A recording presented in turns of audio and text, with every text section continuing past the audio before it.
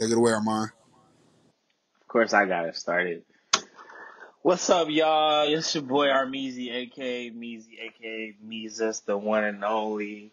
And we back at it again with another podcast with CBG, Certified Bucket Getters, Love of the G, you know what I'm saying? We got your host right here, CEO himself, Omavi, aka Mavi B in the cut. And then we got my guy Marv in the cut, aka Marvin the Prophet, you know what I mean?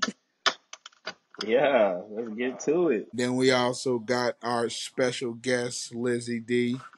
Yeah. You know what I mean? Um, This the It's Only Basketball podcast where we only talk about basketball. We picking up where we left off with the team rankings in the NBA. So to start it off, who do y'all like to make it atop the conference this season? I say the Nuggets still got my eye on the top conference in the West.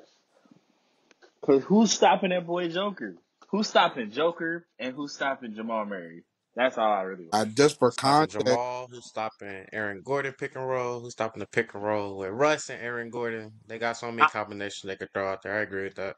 I'm gonna be honest with Aaron Gordon. Aaron Gordon is just real skeptical to me. Like he could have a 25-point He a game and then the lob next threat. game he's having five. Like He a lob threat. that's true. He I play was about I to defense. say, to add just context for everybody, the Thunder was the 1 seed. The Nuggets was the 2 seed. The Wolves were the 3 seed. Clippers were 4. Mavs was 5. Suns was 6. The Lakers was 7. The Pelicans was 8. Kings was 9. Warriors was 10. Rockets was 11th. Utah was 12th. Grizzlies was 13th. The Spurs were 14th, and the Trailblazers was 15th. And even for more context, the separation between the 1 seed and the 10 seed was about 11 games. So the Western Conference as a whole is close, and the Rockets was 41-41 and was ranked 11th.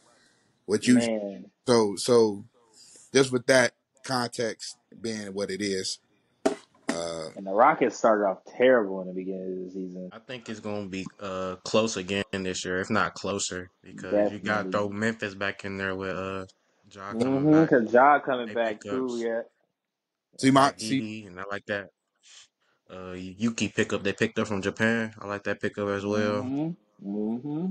when we was talking about this on the previous episode before we closed out. I talked about how I liked the Warriors with Buddy Hield, but I'm gonna also say I like the Spurs too.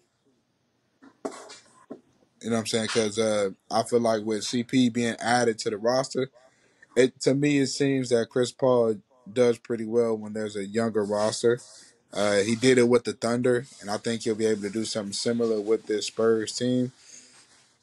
And also, that first year he was with the Suns, he was able to lead them to the finals, and then that following year, they won the most they had as a franchise. Like one, they was 64-19, something like Hmm. that. So The only thing I'll say about Chris Paul is his ability to stay healthy. If Chris Paul can stay healthy, I have a feeling if he can stay healthy, he really has a chance. Well, I don't know if he has a chance with the Spurs, but he could have had a chance to win a ring.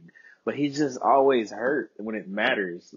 Like when he was with the Rockets, when it mattered, he got hurt and they lost to the Warriors because they were up. If I'm not mistaken, they were like what up? Weren't they up like 3 games? And that was the game he got hurt. The Warriors missed like 25 consecutive shots. If I'm not mistaken, it was 23 or 25. The man Threes. got hurt. Threes off top of that. The man got hurt and they won. So it's like my biggest problem with Chris Paul is he's a little bit on the older side, so he's more bound to get injured, and he's been getting hurt every year. Like he's been getting hurt since been playing for the Clippers. So it's like, bro, something got to give. Honestly, in my opinion. Honestly, I'm not worried about Chris Paul. I'm worried about if they're gonna pass the ball to Wimby because all last year they act like they was allergic to passing him the ball. Yeah. So I feel like CP3 will help with that, but they got a young squad as well. I believe they got Mm-hmm. Harrison Barnes now too. Yeah, If so I'm not Mm-hmm. that's mistaken. a key pickup because you gotta have veteran leadership. He's gonna Fact. be their Jeff Green. He has to be like their Jeff Green, and he might even start I can see that. instead of what's his name, Jeremy Sochan. He might start at the Yeah, four, which he I think should. That would be having. smarter. I mean, because having Harrison Barnes at the four, because when Wemby was at the five, his numbers like skyrocketed. I think he was averaging like 5 blocks at the five. Um, He just just got defense of the year last year. he was like second. So, but They I should have gave it to him. I would like to see him just with an actual other center because I think the wave that's about to happen, a form of traditional basketball is about to take place because what the Wolves were able to do last year to beat the Nuggets kind of showcased how you would have to do if you want to stop them. Because I'll be honest, outside of the Wolves, like other people were saying too, like the Celtics did not match up well with the Nuggets, nor did the Mavericks definitely didn't match up well with the Nuggets either. Oh yeah, Mavericks got Yeah, destroyed. No, Mavs, even though they beat them in the regular season, their weak point is their center position. Even at that time, with the rookie Derek Lively getting a lot of minutes, having him or relying on him to guard Nikola Jokic, yeah, he and gonna then get cooked. try right, you know what I'm saying? Because then you have with Cooked. you with the kind of offense they display, and the kind of versatility they had, like you can put Aaron Gordon on Kyrie Irving, and that could slow him down. You know what I'm saying? Like, and they still had Yeah, I feel KCP. like So I just think matchup wise, I like your pick with the Nuggets, but the way in which the Spurs can go about constructing their roster is having somebody on the block that can take all those hits that the center position take and allow Victor to display all of his talents on the perimeter and on the post. His height advantage, his dribbling skills, the post work as he gets stronger will come. He'll be almost like Giannis, just taller and shoot. Why I say Tyler with a better bag? Giannis got a bag. What you mean? Mm, I'm gonna be so real, bro. I'm not. I don't have no hate against Giannis, but I'm not a fan of him for real. Like just by just peeping how he plays, this is coming he's from a strong. Celtics. What is that? What the Celtics got anything to do with that? Say Giannis had no bag, sir. What can Giannis? What is Giannis good at besides bulldozing you in the paint? And he's what 6'10", 6'9", and he's strong. He can't shoot. He So can't you really agree dribble with that great. James Harden when he said he got no skill? Anybody can just be run and dunk, basically. I don't. Running down, man. I don't agree with anything James Harden. James Harden needs to develop defense before he can talk about anything. I mean, I think he was ranked in the top percentile of post defense back I don't know how just because he's early. that man literally just lets you walk past him. This is him the whole time. I mean, but since we're still talking about the West, I also like to point out what the Lakers got going on with Bronny. I'm gonna be so real. I still stand on what I said. I feel like I like Bronny, but I still feel like he's not ready. Just because he didn't have enough time to develop in college due to the fact You that ain't he see had a that last cardiac game? arrest. Yeah, yeah, I'm glad he had 17, but that doesn't mean he's ready. What happened to the other games that happened when he was No, playing? I agree because wasn't that the Warriors like third string? They was getting Yeah, cooked that game, if I'm not mistaken, by the third string. I will say Bronny has good defense. I'll give him his props on defense, but his offensive game needs work. As a whole, like, and there's nothing wrong with needing work in basketball because in order for you to become a better player, you have to work. He didn't have the time to develop because of his situation. Of course, I personally that would play in a role of LeBron bringing him in the league because if LeBron was never LeBron, he wouldn't be on the Lakers roster. Let's just be honest. Like I love LeBron. Like I'm a fan of him, but let's just keep it realistic. If Bronny was never who he was and LeBron was never who he was, Bronny would not be in the league right now. Well, I mean, well, you're making a good point, which is what we're also attempting to address since we're speaking on Bronny is like the way the game has changed, the kind of hurdles upcoming athletes and us as athletes currently, if we were to try to play, like what we face. And that point of nepotism in the league is something that I'm not going to say is new, but I believe is becoming more prominent. So Bronny James is like the poster child almost of being a nepo baby. Um, Giannis, his brother. Yeah. that's not nepo though. But in a sense, you're giving somebody unfair privileges to be in the league. Because let's be honest, his brother is terrible. Like, there's no reason he should have been on the roster for 2 or 3 years. There's no Here's what I say. absolute reason why he should be on there. We'll go with here. So since we talking about nepotism, the definition is the practice of giving friends or relatives unfair advantages or positions in a field or occupation. You know, it can occur in many fields, including business, politics, academia, entertainment, sports, religion, and healthcare.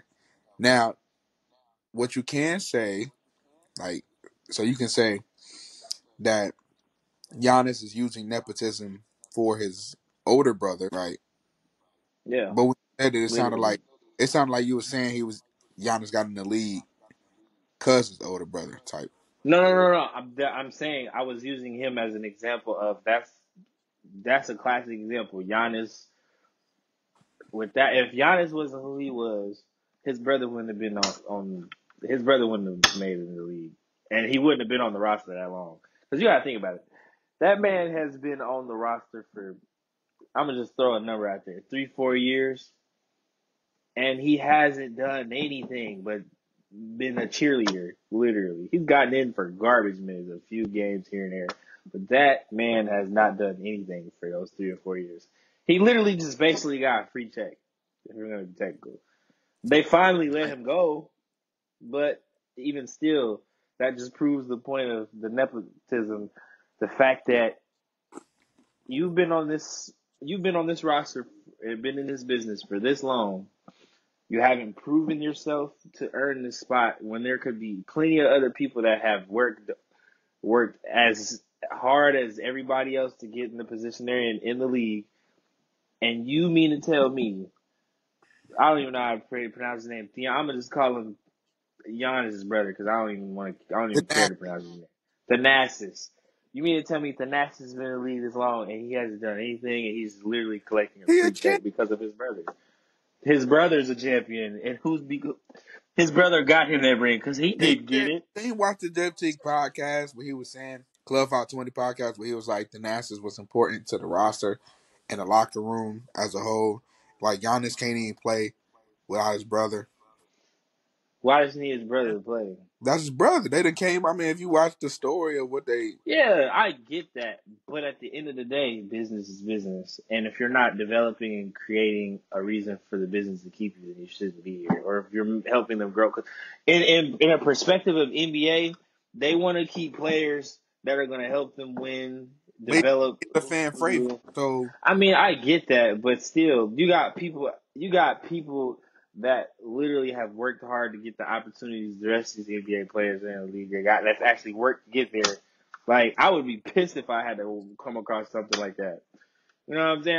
I'd be angry because it's like, you mean to tell me I couldn't get this spot because one of the greats in the league right now is using his power to keep his brother on the team, I and mean, his brother's not good, you or gotta he's not doing anything? address that issue. So part of why we're talking about this is to kind of explain or to help navigate those coming up, like how do they position themselves to be successful in that kind of environment? And one of the things you got to do is address what you're noticing. So essentially, what nepotism is based off of having connections. The power is through your network, and your network is your net worth. So who you know, which has always been a part of the game, is Of that's the course. politics of the game. It's about who you know and also what you bring to the table. So if I'm making a business, because essentially what's happening is, as an athlete, everyone knows that your body is a commodity. Everyone may not know. If you don't know, your body is the commodity. Being healthy, maintaining longevity, being a workhorse is going to always be in your favor. Yeah, because you're the product. Right. So as a team, I need to know what I'm bringing in and what value are you going to add. And as such, you have to be able to address those situations head on. Now, on top of, like I said, on top of Thanasis being like Giannis's brother, he's also a fan favorite. You know what I mean? So that's jersey sales, that's ticket, right? That's media coverage, more press coverage, the roster. Like, even when you look at the kind of space we're in now, right? Look at the players that get drafted. All the players with hype that get drafted. You know what I'm saying? So Hmm. the hoop mixtape age was like the N1 age previously, except for the athletes got to capitalize on their name, and guys like Ace Bailey coming up and Cooper Flag. Not only are they like considered like high level talents, but their talent might be inflated more so than what they really are. Like the Ball brothers, that level of like let's use the Ball brothers as an example. The father utilized his connections and network to be able to form a path for LaMelo Ball to get himself to the league. And not only that, he generated a new form of thought with the JBA, and now you got Overtime Elite offering kids ways to acquire currency and use their name, image, and likeness sooner than being in the pros. Even Good NIL. example. Yeah, that's what I'm saying. Like, so it's stuff like that. But what we have to do is, when we're understanding we're behind because of these facts, because you got to also look at, they're from Beverly Hills. So what the father did have was currency, and currency is like a cure all for any deficiency you may lack. You get the best trainers, you get more time to study and hone in on your craft.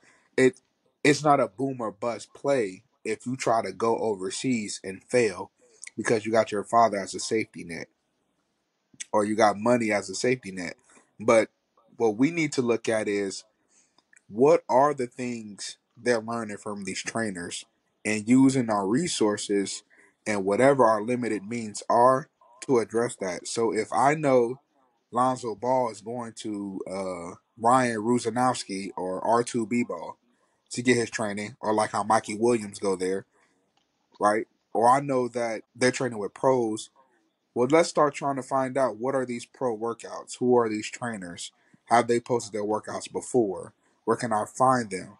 You know what I'm saying? Like, things of that nature. Because we got Google, we have social media, all these pros that, like Rico Hines, he posts his drills. They post their practices. They post their runs.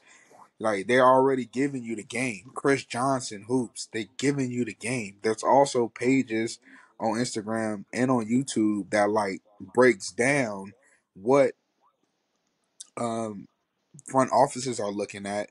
They teach you how to scout talent, so you can create your own scouting reports on players so you can attack what they're doing. And then also they got offensive playbooks on the internet as well. So any form of uh vernacular, uh, sets, and things of that nature, you can kind of like teach yourself. So that way, when it's time for you to eat, you can eat and dominate your competition without any of that. Like, we're in the age where you don't have to play high school basketball anymore. You can just play AAU and get a scholarship. True. Like, John Morant basically was like is a good example, because that's how he got his college scholarship to Murray State. It wasn't even from high school ball. They just saw him in the open gym, and then at that point, it became about who you know and acquiring film. You know what I'm saying? So I don't know. What do y'all think can be done, or what have y'all seen that kind of addresses um, lack of opportunity and creating your own?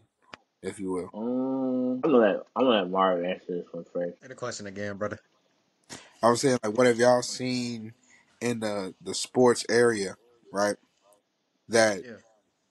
allowed you to understand how you can address your circumstances to kind of do as I was talking about, creating a way and opportunity for yourself. Doing what we trying to be able to do, get film and footage on us, and putting it out there so others across the world, not just in the U.S., can see what we Mm, had to bring to the table, our talent, all sides of the ball, offensively, defensively as well, because I don't feel like people work as much on their defense as they do offense. Everybody's hey. more geared towards offensive. Ooh, boy, say that twice, bro. I done seen so many homies and cats come in the gym. Like, don't get me wrong. I'm not gonna knock people in their skill sets, but people are so heavily focused on offense instead of heavily focused on the game in general. Like, there's like I be telling some of my little homies like I do realize like there's more to the game than just offense, right? Like there's like me and my brother is always embedded in me like defense wins championships. Like that's a famous quote somewhere. I don't remember who said it, but defense always wins championships because you gotta stop the game somehow. Like offense is cool, but defense, I feel like defense is more important in a sense, just like based off of what Marvin said. I feel like for me, defense has always been more important. Just People get paid to play defense. It's not all literally, offense offense is all the cool, time. but not everybody is an offensive player. Not everybody's an offensive threat. Like some players are just better at defense and just are better defensive players than offensive players. Like I give a classic example. Like in my opinion, I think Draymond's a way better defender than he is an offensive player. Like Draymond could probably get you 15, probably 8 and 6. But them stops, oh yeah, he's there for sure. Like people always be like, oh, Draymond's trash. Draymond's one of the biggest reasons why the Warriors have 4 rings, if we're gonna be technical.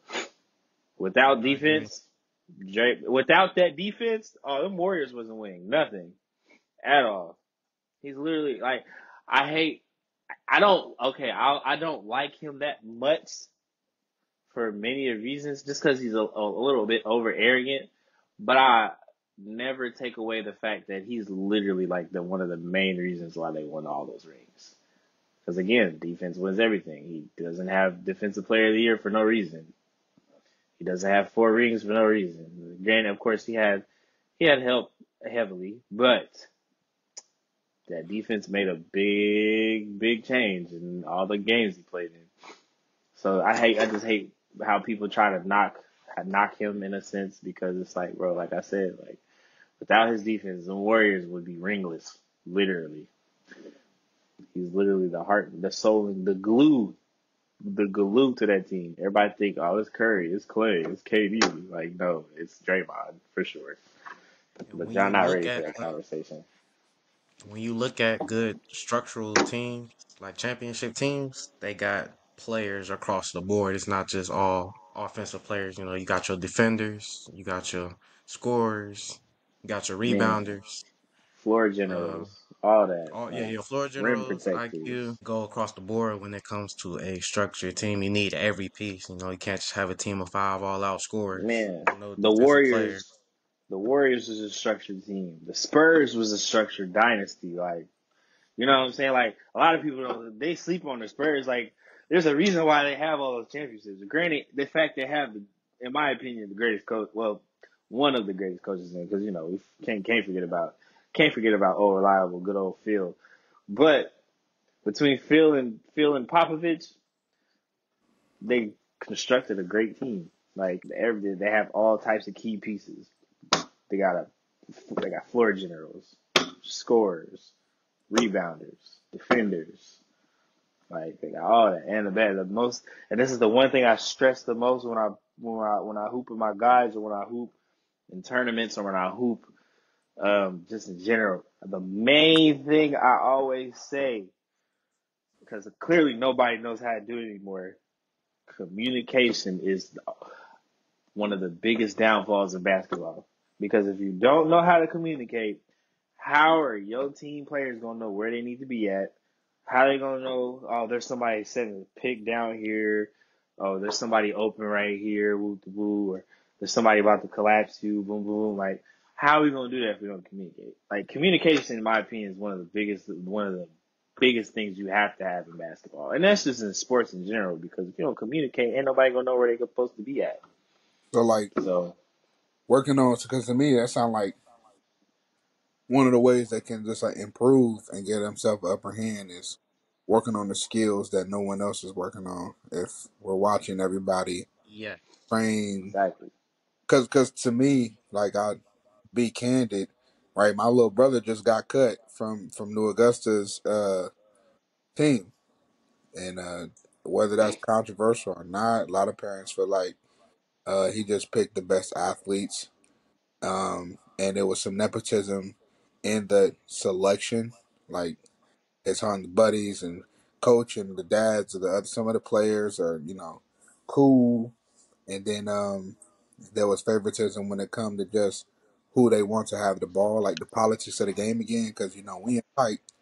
The politics is runs thick, Super thick. runs Yeah. very thick, um, Yeah. and it's about to get even crazy now that Jeff Teague is the coach. He brought His dad is the assistant. he brought everybody from Team Teague on his travel team basically and put them on Pike.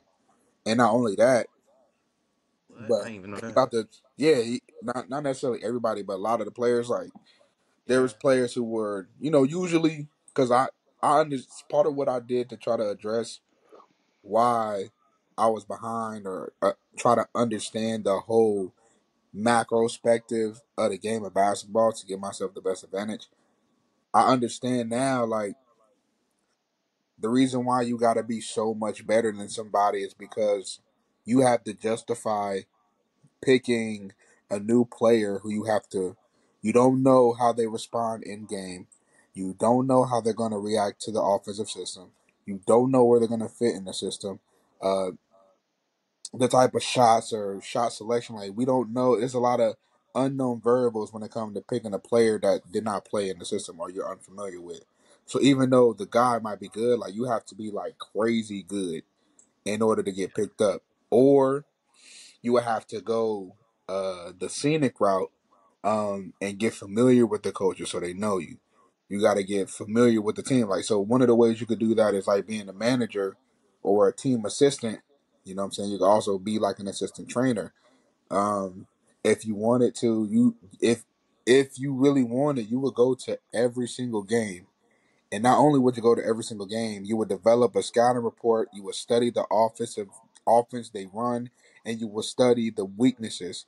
And then not only that, you would get cool with the coaches off of that by introducing yourself, kind of saying what's up, however you may be, kind of building your own network within the school. So then by the time next year rolls around, you can make the team, or you can take what you learn somewhere else when you transfer, however you want to do it. But the reason why the politics is kind of running deep is because it's just you got to know what you're bringing out. I'm not about to pick like Armand. You could have been probably the best defender out there, but because you don't know what we're gonna run on defense when we pick you up, like and whose spot if we were to pick you up, like whose spot are you gonna take?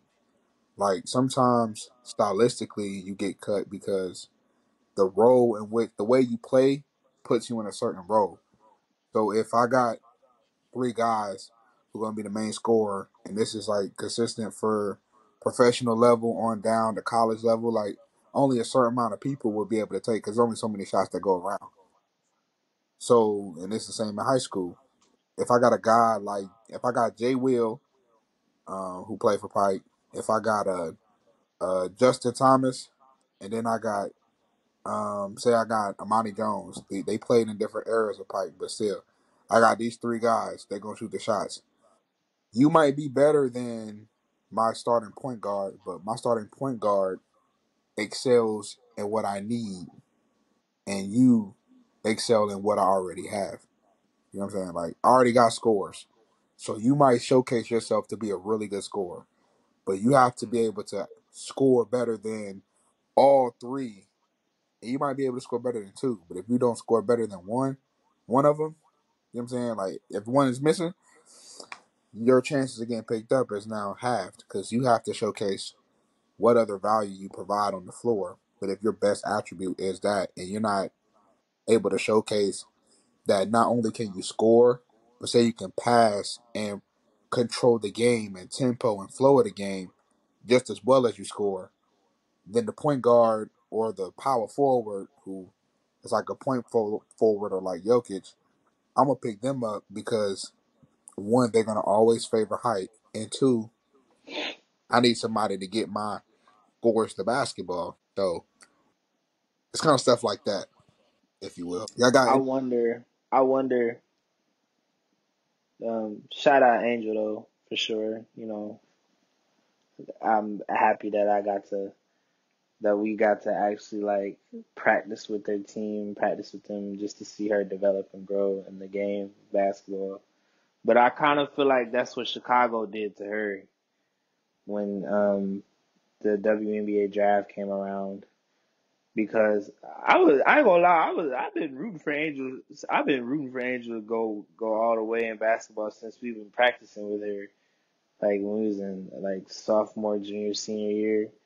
So like, kind of what you explained, I kind of feel like that's what happened on why she got cut from Chicago Sky, because even though Angel is a great player, she's got a shot, she knows how to handle the rock, she's exceptionally quick for a woman. Um, but I think that with her, it possibly may have been the role that they need. She may not have fit that role for the roster, which is possibly why they cut her. Cause I ain't gonna lie, when at first I was really mad when I found out, like when I seen that they cut her, cause I was like, what the heck? Why would y'all cut Angel? Like Angel's a dog. Like I can vouch for it, of course, like I said, cause they all made me guard her. So, but I feel like that probably may have, of course, including the politics and stuff, but I feel like that probably may have been the reason. I don't know the full reason on why they cut her, but if I were to take a guess, I would think that's why. Because she may not have fit. Because me and my dad was talking about that too. She may not have fit the role that they needed, even though she is a good player. She may not have fit that role for Chicago. If that makes sense. And that's the thing, especially like that's just the thing, bro. Because I'm just telling my younger brother, like, even when you look at that, you need to address what he said. So the coach was talking about, if he could shoot or like dribble with handling pressure, like that'd be good. And if he could do both, that'd be great. And it just was footwork and his athleticism.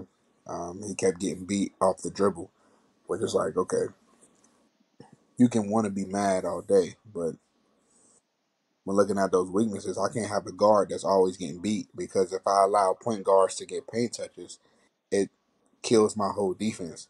And not only does it kill my whole defense, now it's a field day being had. Like, it's gonna be dump offs galore, swing, corner shots. Because you about to get embarrassed the entire time You know what I'm because you saying? can't play defense. I mean, it's a skills issue. Well, the thing with basketball is that some of the guys we look at as like non-athletic players um, are still athletic players.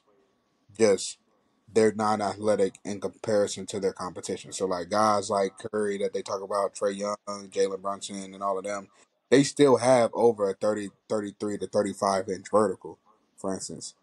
Like they're still athletic people. You know what I'm saying? So if I don't even meet, like there's like think of it like a threshold. There's a threshold of athleticism you have to meet to be able to perform at a certain level, and that threshold increases the higher you go.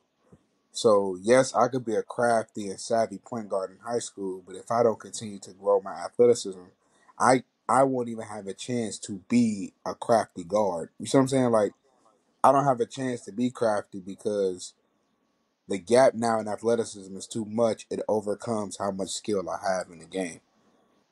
You know what I mean, and kind of like the point of the conversation we're having is just to kind of facilitate how players have to start thinking outside of the box, like really understanding, like if Mm-hmm. if you're not in a position, if you're not going to IMG Academy, if you're not going to Oak Hill Academy, if you're not in these top level schools, you already behind because they already taken up D1 offers off the gate. And if you're not a McDonald's All American, like I think the stats were showing that if you become a McDonald's All American, you have at least a 50% chance of getting to the NBA. So that's already 20 guys solidified. That's almost the draft. The draft got 30, and you got at least 60% of the first round occupied. And the second round is another 30 that don't have guaranteed contracts. So basically, 20 guaranteed contracts is already gone. You know what I'm saying? Off the gate. And you got to include those, like some players who come overseas, from overseas, like Victor Wembanyama, who then are eligible for the draft. You know what I'm saying? Luka Doncic and those players who've been playing pro since they were 16 and going through the European levels of like the B leagues, the C leagues, and then eventually the top leagues in Europe, and then playing in the Euro Cup too. Mm-hmm. So it's like Mm-hmm. you're competing with guys from everywhere. You like guys from Canada coming in, Shay's from Canada, Jamal Murray's from Canada, Dylan Brooks is from Canada, playing in um, our American schools. Joel Embiid is from out the country. You know what I'm saying? Like, I'm not trying to say we don't got a chance, but when you're looking at when you're trying to figure out where you are on the totem pole, you got to really be honest with yourself, and then start, like I said, addressing those circumstances now. Like, there's so much of the game a player overseas is learning that you are just not even fathoming. Like, I'm not playing with, like, I might play with grown men and pick up, but I'm not getting paid to try to win a championship against grown men like a 15 or 16-year old would be in Europe or playing in the National Basketball League in Australia. So, I feel like we can pick up on this more. Uh, on it, like we could probably do a whole pod just breaking down how we can get through that kind of barrier and just how we're breaking the same barrier with what we're doing on social media. Um, so Yeah. True. you know what I mean. So, do we got any closing remarks from everybody? I think you hit it. I think you hit everything on the head. For me, I just feel like people focus on what you specialize in. So for me, obviously defense. Work on my defense. Offense will come with the repetitions and stuff. But whatever you specialize in, that's where you need to have your most focus.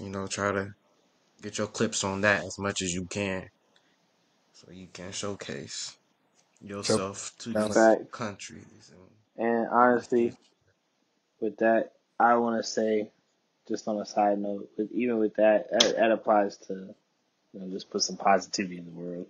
That applies to everything. Like, if if it's something that you need to work on or something you love doing, go, like, just focus on that, work on it, develop it. That's with life, business, like a hobby that you just, or a passion that you love, school.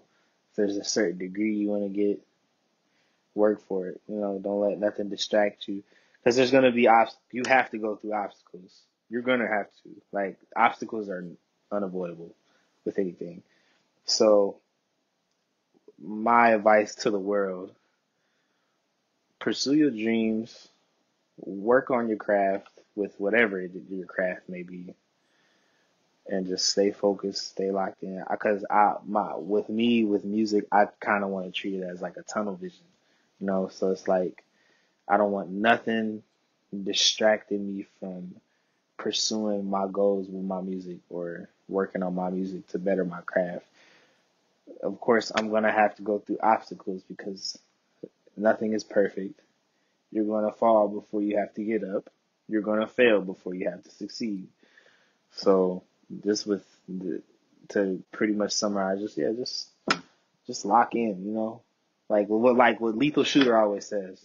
stay locked in because if this is something you want to do, don't let nothing stop you from doing it. Don't let no distractions come in with anything. That's very key because That's all I have to say for once you positivity. let people get inside your head and Oh, it's their over with. outside opinions, kind of self sabotage from there. So you got to be mentally fortified, if that makes Literally, sense. you gotta mentally prepare yourself to. Whatever you're trying to do. You gotta mentally prepare yourself to be to walk into the unexpected. If it's something you want to do, you gotta prepare yourself to go through trial and tribulation because it's going to happen no matter what you say. And if you really want that, it's not gonna stop you. It may tear you down a little bit, but that's even with basketball. You want to get better at this skill or that skill, you're gonna have to work, bruh.